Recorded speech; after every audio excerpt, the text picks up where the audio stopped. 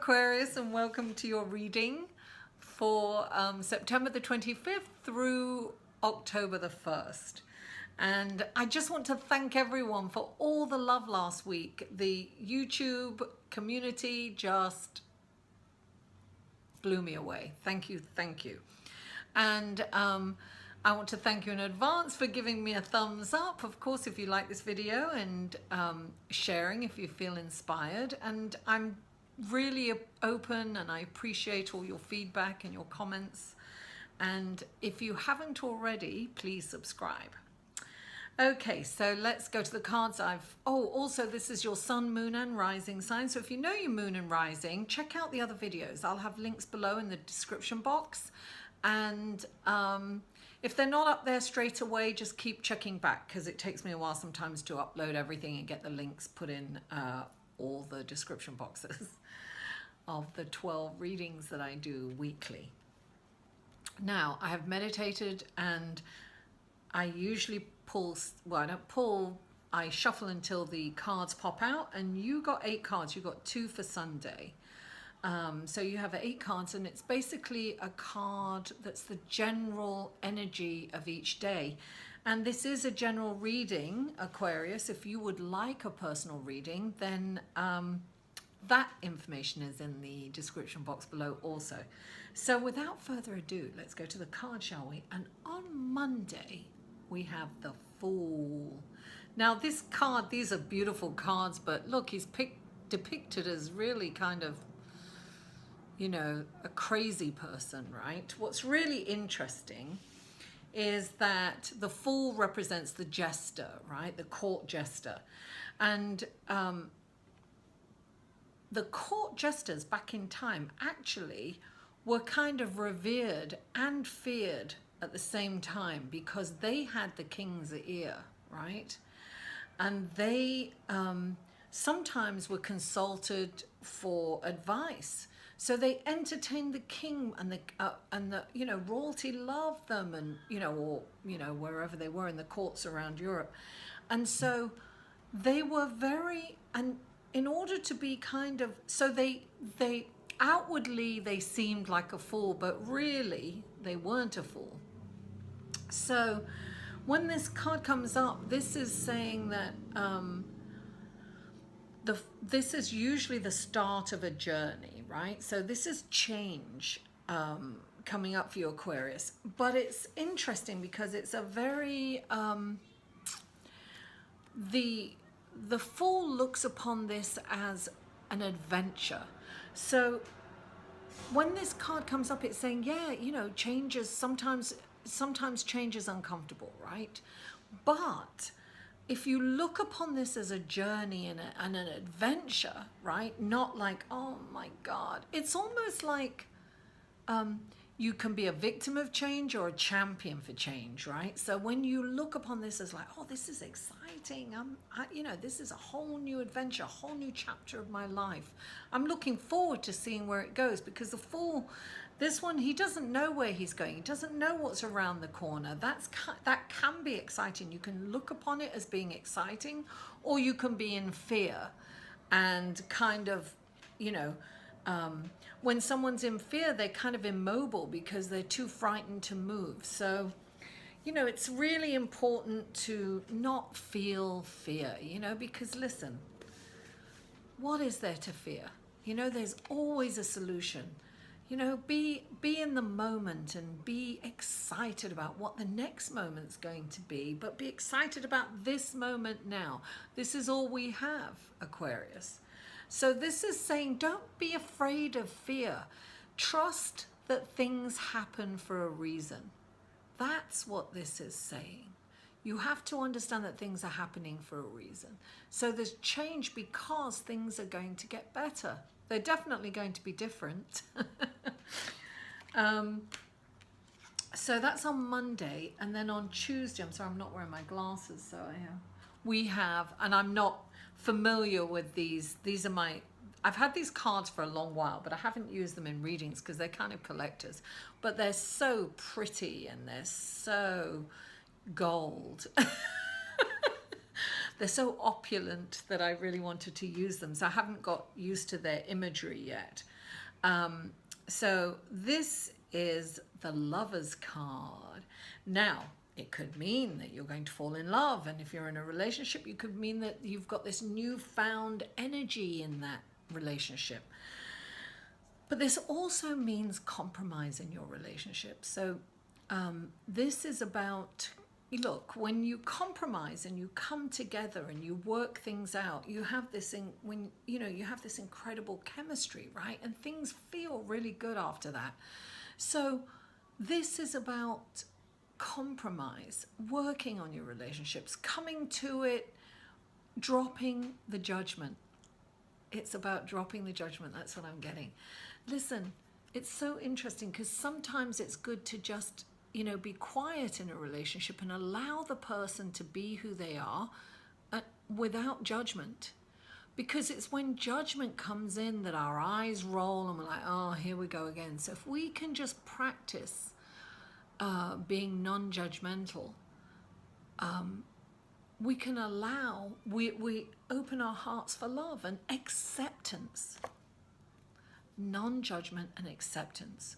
Oh my God, it just reminds me of, my mum for quite a few years had dementia, but we didn't know she had dementia. And my father had died, and we just thought my father had kind of controlled her all these years. And then we were like, God, he needs a medal, for putting up with her, because she was just like this little kid almost. And we're like, is she doing this for attention? And, and it was so annoying. And it was just, she would ask these questions and then she'd just look up like a little kid. It was so interesting. Well, then, of course, years down the line, she gets, she's diagnosed with dementia. And before, I remember losing her. It's a long story. I'm not going to go into it, but I'd left her. I was running across the street with my dog because we had to get to this store. And, she was old. I said, stay there right next to the bank. I'll be right back in a minute. And when I came back, she was gone and I couldn't find her. And I was panicking. I was calling my brother. I said, I'm going to kill her when I find her. She had no phone, no money. And I was like, she's just wandered off. In the end, I found her. And it was a turning point for my relationship with my mother. I just saw her and I hugged her and I burst into tears. And then I just got this acceptance. Now, this was way before we knew she had dementia. But, then when she was diagnosed, we looked back and we could connect the dots. So I just had this epiphany and I accepted her. I was like, she's not going to change. She's not going to change.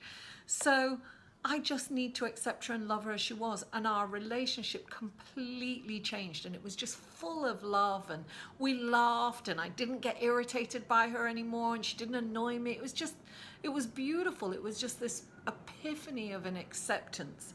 So anyway, I went off on that, didn't I? But that's kind of what this is. It's about accepting people for who they are. If you can't accept them for who they are, then you need to move on. But this is a deeper love and a deeper understanding and loving people for all their faults as well, Anyway, that's Tuesday. I went on a bit about that. And then on Wednesday, we have the Knave of Wands. And this is like the page. This is like the messenger, right? This is good news. Aquarius, this is good news. And you know what's interesting? My mom's Aquarius. I just realized that. And she's still alive, bless her, and she's going strong. She's like going to be 88 soon. Well, the next birthday. So this is like a messenger coming to give you good news, right? This could be a job offer. It could be a new client coming in. This is money coming in, but this is also about creative energy. So, and this is interesting, right? Because we're coming up to on the 28th. On the 28th, we have Jupiter opposing Uranus, and it's exact on the 28th. So that energy is coming through. That's magical, creative energy. So something you could really get an inspiration, a creative inspiration, and you could create something really brilliant that will be that will have a return for you, that will have amazing results. So that's what I'm kind of getting. And what's interesting is that Pluto goes stationary. I think it's around the 28th or 30th. Before it, no, it goes direct on the 30th. So it kind of, we're going to feel that energy, you know, Wednesday, Thursday, Friday, Saturday. We're going to feel that energy of Pluto being stationary. When a planet is stationary, all that it represents comes up. So Pluto is the you know, it's the planet of the underworld. Secrets come up. It's about, you know, death and rebirth. It's right, regeneration. So there's a two-sided, two-edged sword to it. So you could, you know, you could lose something and then, you know, but you can also really create something. It's really interesting, but things will come to light. And maybe that's what I'm getting for you, a brilliant idea that you can create something that's going to really bring rewards for you, you know, accolades and financial rewards. So good news, darling. So on Thursday, we have the Six of Cups, right? Now the Six of Cups is kind of, this really goes, this is the 28th, guys. So this really goes with what's going on planetarily. This is about childhood things. Look, things can come up. Your childhood issues can resurface. This is a time where you can look at it and release it. Don't ignore it, but look at it and release it. Don't get enmeshed in the emotions of it, right? Because you can be lamenting. You can look back and saying, I should have done this, I should have done that. This is that kind of energy. But don't do that to yourself. This is a really important time to focus on that aspect and that part of our lives that are really working. Don't focus on things that aren't working. So say if issues come up from your childhood, or it could be issues of children around you, but if it comes up from your issues come up from your childhood, this is the time to forgive yourself, right? And forgive others. Listen, forgiveness is such a beautiful gift. Even if you're forgiving someone else, some people say, oh, I can't forgive them. Well, by not forgiving them, you're keeping yourself blocked from really living that life that you're meant to live. You know, you're meant to be the best that you can be. You're meant to really be out there and be engaged in this, you know, in this material world. You know, this is important. So let that go.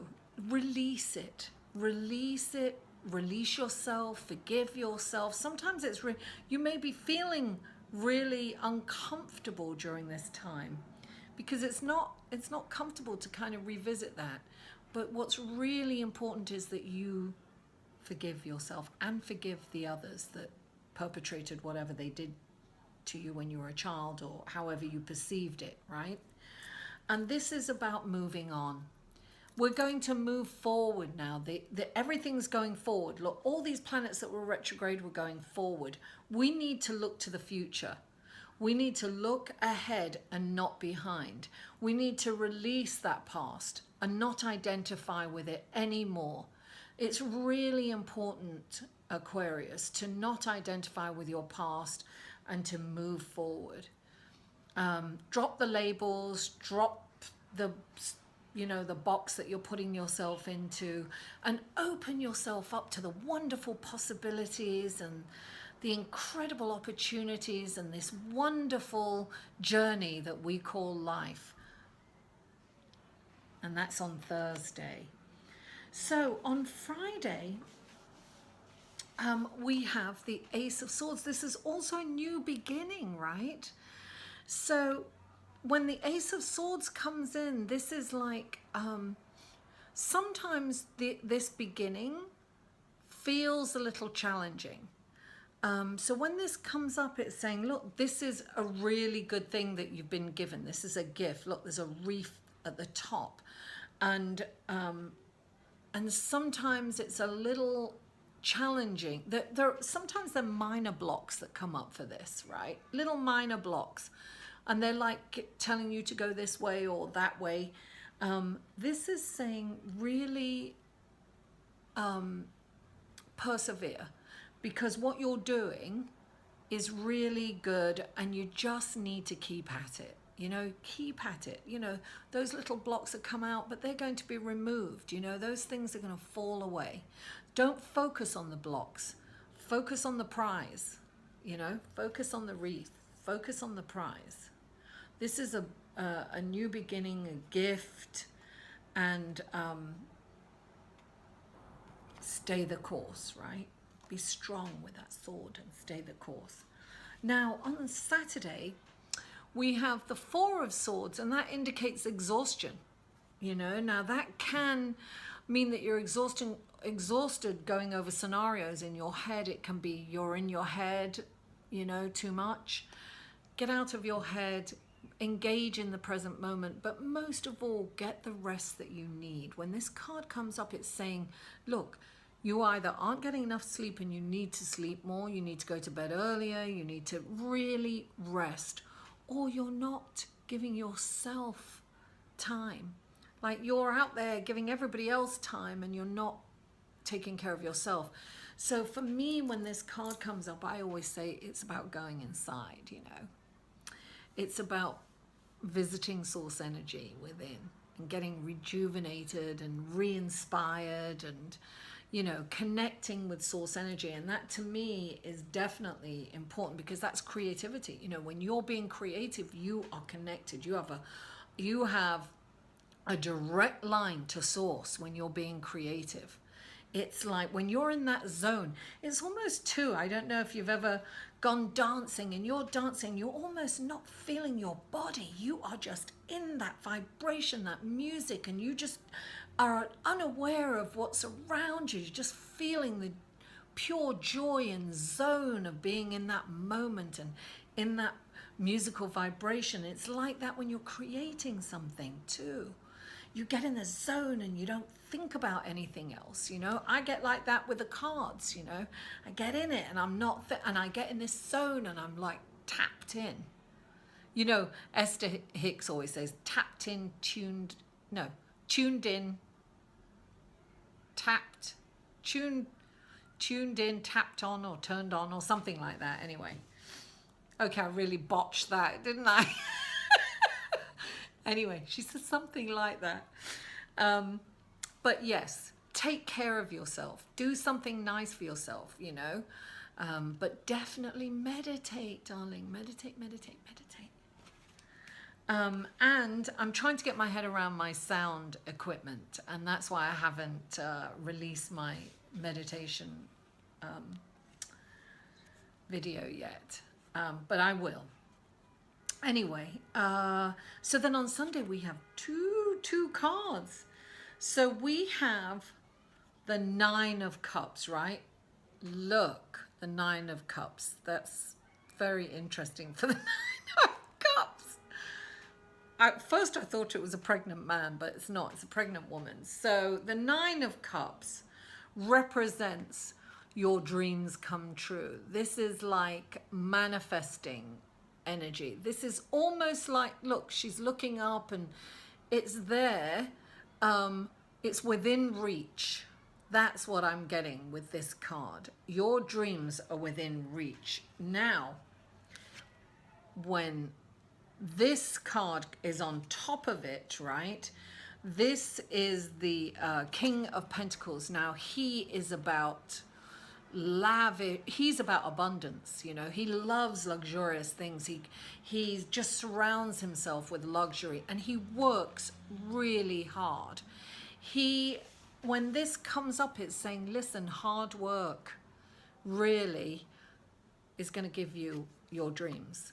So this is about putting your, you know, nose to the ground, really working at whatever you're doing, because this is going to pay off. It's the same, look, it's the same with this.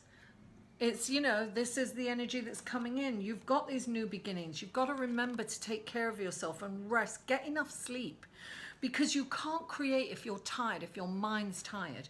You can rejuvenate yourself in 3 deep breaths.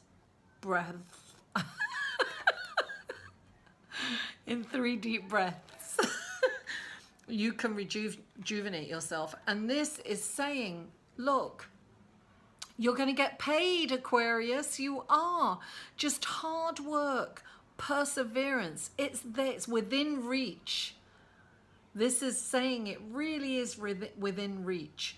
Don't forget to really focus on what's working for yourself, because, you know, you want to, this is a highly manifesting energy that we're going into, because we've just been in the equinox, right? And the sun's going into this incredible, it's like this swirling vortex of cosmic radiation and magnetism, and all these galaxies are swirling around, and it's powerful.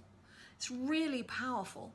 So this is like the ancients used to celebrate and do these, you know, ceremonies and everything, because they understood the power behind this. So remember, connect with source energy. Make sure that you're not completely tired, you know, cerebrally, if you're not going over and over scenarios in your head. Really, you know, come down to earth. So Aquarius, thank you so much for tuning in. It looks really good for you. I'm really happy for you. I love you all. Mwah. I'll see you next week. For a personal reading, please email Mary at liveinthesolution.com.